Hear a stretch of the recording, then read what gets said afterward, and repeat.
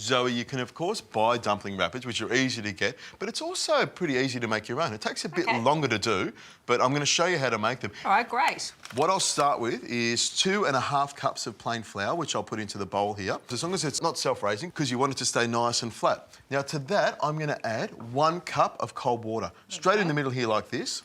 Shall I start stirring? You can start mixing that around nice and gently. And some sesame oil. I've got a little bit of sesame oil here. Nice. About a teaspoon is what you need in there. Lovely. And also to season it up, grab about a teaspoon of salt to mix in there.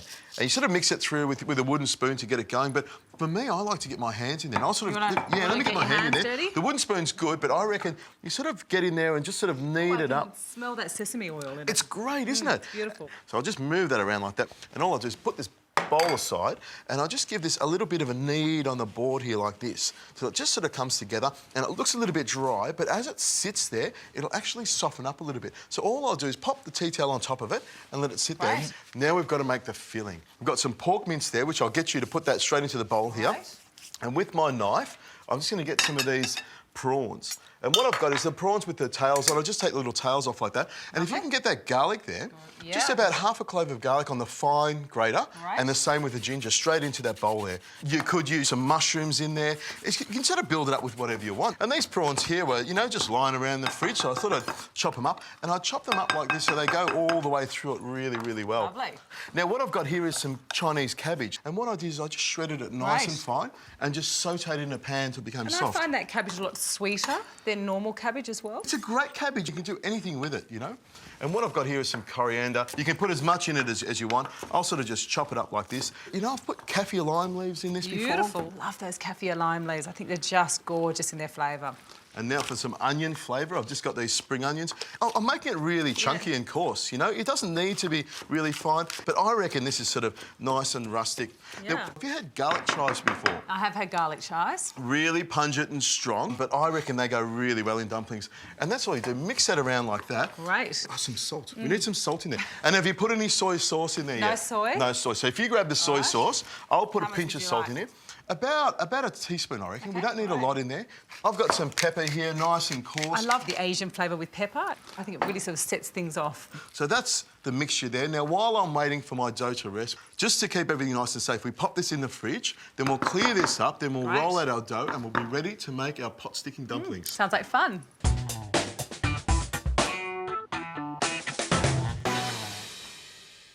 Have a look at this, Zoe. I've let it rest, so see how it's nice and sort of soft and much easier to work with. And I roll it out into a nice little log. And what I'll do is I'll just get some of this flour. Is that rice flour or any flour? Just plain flour. And once you've got it in a log like that, what I'll do is cut these little sort of round pieces along. And from the recipe like this, you'll get, you know, between 20 and 30 dumplings, depending on how big you want them. But I'll just show you this. So what I'll do is grab one of these things here, and with my thumb, just sort of dust it with a bit of flour, and just sort of push it out, just gently, so it goes into a nice sort of round, all the way around. It's like being a kid again. It is.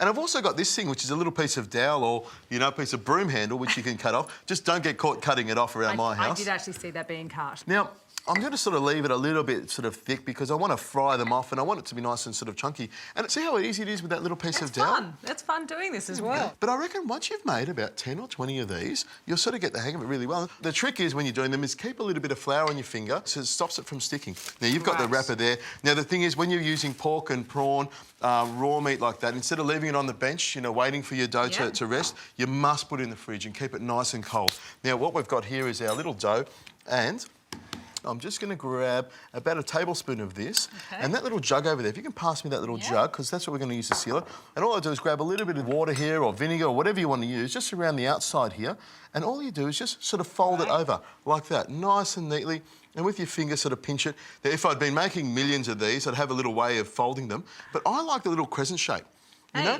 because look at that. That's a great one, Zoe. So all we need to do is make a few more of these, just spread them out, and the best way to do it is sort of like a little production line sort of thing so that you do a few at once. There we go, just a little teaspoon. And you know what? Putting the garlic and ginger in there is nice and healthy. Definitely. You know? And look at that. In no time at all, we've managed to put together a few little wonky dumplings. There we go. Push that down. And then in my pan here, this is the way we're going to cook them. I reckon a great way is what we call the pot stickers. Okay. Where they're nice and sort of crisp on one side and they're sort of crunchy, and we've got a little bit of water in there. I'll show you how to do it. And what I've got is my pan on a medium heat. And what I'll do is I'll put some olive oil. If you can pass me that olive oil over there. These are a bit like the Japanese gyoza. Exactly the same. This is how you do it. I put a little bit of olive oil in there, but you could use vegetable oil, peanut oil, you know, and I've got some sesame oil here, so I'll put a couple of drops of that in there. That'll sort of flavour it as Lovely. we go. Good idea. Now, the trick with these is not to overcrowd the pan. If you put too many in and they stick together, there's nothing worse. You want to sort of spread them around. You just sort of arrange them in the pan there on a medium-ish sort of heat because you don't want to get them too hot. What you want to do is actually fry them on the outside till they become nice and crisp on the bottom. Okay. And then I'm going to pour some water in there, just about a interesting. quarter of a cup, which will help to steam it and cook the outside of the dumpling. And then I'll show you a little trick to finish it off.